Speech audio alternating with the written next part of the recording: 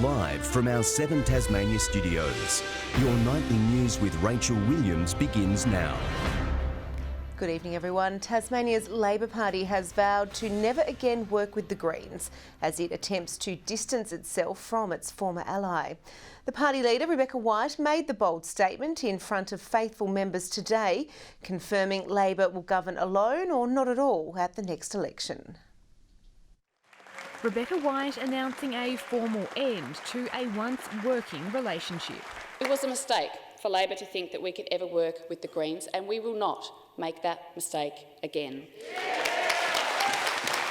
It wasn't that long ago the two parties governed together until losing power to the Liberals in 2014. Since then, they've worked together on legislation and tactics, but now the relationship has soured. The leader reaching breaking point at the Labor Party conference in Burnie today. The Greens are holding our state back, and it's because they only ever provide a voice for the few. But the Greens quickly labelled it a political stunt. Tasmanians deserve much better than a Labor opposition which the best it can do is attack the Greens. Tasmanians deserve a Labor opposition that is fiery, feisty, will stand up for what it believes in. For Rebecca White, in terms of her leadership, she's doing everything she can to cling on to that leadership, and she will say anything. With a state election expected to still be years away, outside the conference she said the party now needs to win back traditional voters. We understand that we've lost that support because you just have to look at the election results to see that for yourself. It doesn't take a rocket scientist to work that out, but what we have to do now is listen. Tensions already high with Parliament to resume on Tuesday. Michelle Wisby, 7 Tasmania News. A 63-year-old man is in hospital after a serious collision on the Ridgeley Highway at Hampshire this morning. Police believe the man was travelling behind a large truck when he pulled out to overtake. An oncoming vehicle appeared with all three vehicles side by side at one point. The man's vehicle is believed to have clipped the truck, spearing it across the road and rolling numerous times into an embankment. The Zeehan man was cut free but has sustained head, chest and abdomen injuries. Foggy weather and rain may have reduced visibility. Police would like to speak with the occupants of the third vehicle involved in the incident. Last week we met a brave 3-year-old Tasmanian who is currently battling a rare and deadly disease. Her family desperately reaching out to raise money for her expensive treatment. Today, some generous firefighters have donated from their own pockets to help surpass the target goal. After a long public sector fight for back pay, these local heroes are today signing it away. It's going towards 3-year-old Eleanor Oakley, who is battling a deadly stage 4 cancer. It's amazing. It's absolutely overwhelming. We're just blown away by the support that we've received by the whole Tasmanian community and particularly the TFS. So the fire service has just been a huge support. A special Father's Day gift for Eleanor's dad, Rob, a fellow Tasmanian fiery himself.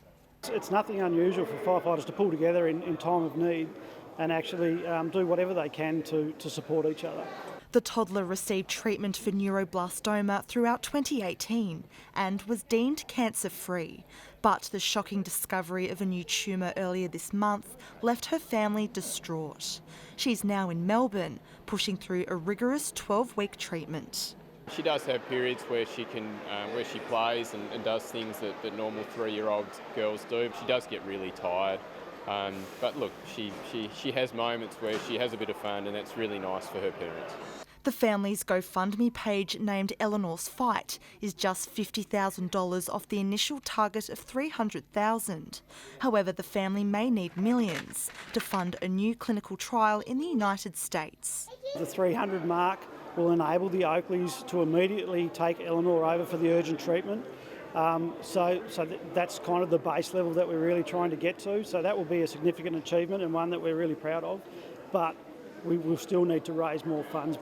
A selfless act for a long journey ahead. Ruby Kamane, 7 Tasmania News. Tasmania's newest dads are preparing for a few sleepless nights after becoming fathers for the first time. Launceston's Tyler Spencer welcomed his firstborn into the world just in time for Father's Day. He says he couldn't be prouder of his wife Emily and his new son Archer. The second he came out, yeah, just knew that it was going to be something special. Looking forward to Father's Day and to the next however long with this little guy. It's just every day is a treat. Well, Devonport's Troy Croden was over the moon to have his new baby Ava safely in his arms after she was born prematurely. After last night, I was so scared and worried and didn't realise how much love you had for something to you see him laying like that and helpless. Just very emotional, I think. Both new dads say they're excited for what the future holds. Yeah, congratulations and happy Father's Day to all the fathers out there. Well, Hobart's dads have come together to celebrate Father's Day at Lindisfarne. There were a number of family-friendly interactive activities aimed at encouraging dads to connect with their children. Organisers say there's need in the community for support services for new fathers. There's a lot of support for new mums and I've found that there just needed to be something else for dads to kind of come together.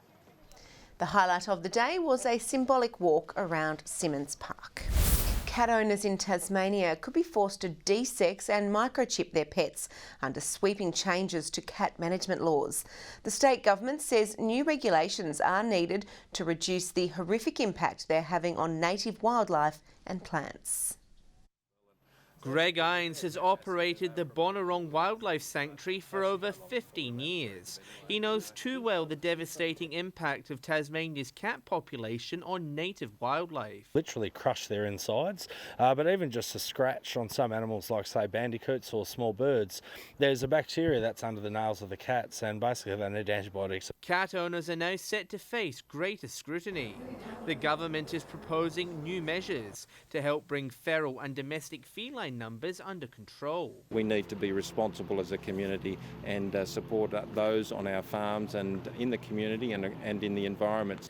Under the plans, all cats would have to be desexed and microchipped by 4 months of age. A cap of 4 cats per property would also be implemented, while breeders would need a government permit, and landowners would have greater powers to detain cats on their properties. Have the right to be responsible when it comes to feral cats and or stray cats, and that can deal with them appropriately. Local support group 10 Lives says the changes are overdue. And in kitten season, we're absolutely inundated, so it was absolutely necessary that some action's been taken.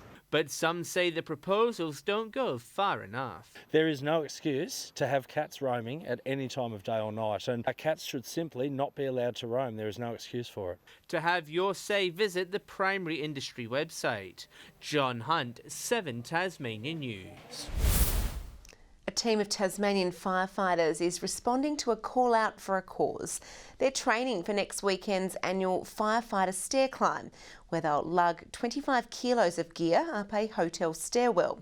Today we caught up with some of the team at their final training session. These firefighters are preparing as though they're heading to a blaze, throwing on protective clothing and full breathing apparatus. It's 25 kilos of kit all up. Now imagine climbing 23 floors in it. I'd have to say in the last few stages it hurts, it really does hurt. That's what they'll be doing next weekend at Melbourne's annual Firefighter Stair climb. Today was the final dress rehearsal before a brigade of 42 Tasmanians attempt the real thing.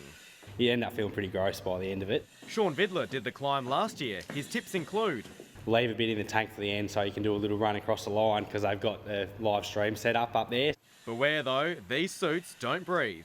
It's like a little mini furnace by the top of it. It's designed to not let heat in, so naturally it's not letting any heat out either. The event's expecting to raise $700,000 for 3 mental health charities: the Black Dog Institute, Lifeline and the Emergency Services Foundation.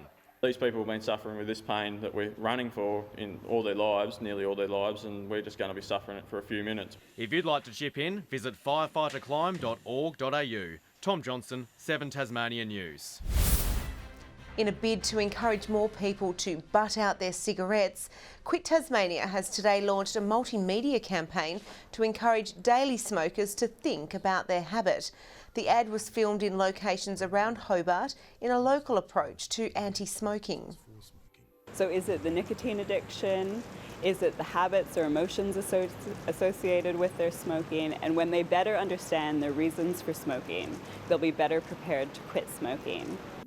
Tasmania has the second highest rate of smoking in the country, behind the Northern Territory.